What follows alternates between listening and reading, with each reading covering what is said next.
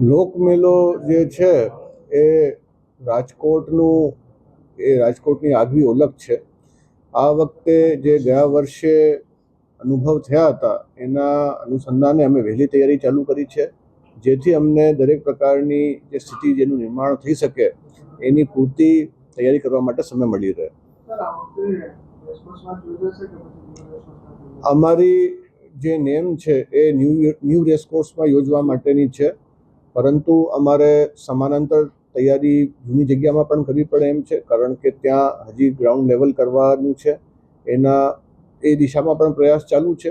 પરંતુ મેળો તો યોજવાનું છે નક્કી છે, પરંતુ માત્ર આપણે એના નવા પ્લાનના ભરોસે રહીએ તો એ પણ યોગ્ય નથી. એટલા માટે અમે સમાંતર તૈયારીઓ કરી રહ્યા છીએ.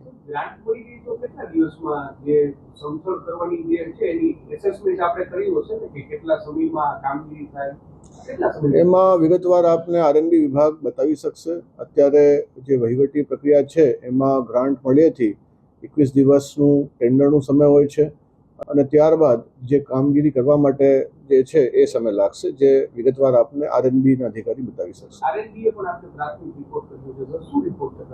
એમનું તો અમે એસ્ટિમેટ મંગાવ્યું હતું, એને એસ્ટિમેટ જે છે અંદાજિત 18 કરોડ રૂપિયા જે છે એ બતાવેલું, જેની માંગણી અમે રાજ્ય સરકારમાં કરી છે. કામગીરી જે છે એ બાબતે આરએનબી, કારણ કે એના ટેકનિકલ માણસો છે અને એ જાણકાર માણસો, એ વધારે સચોટ રીતે કહી શકશે.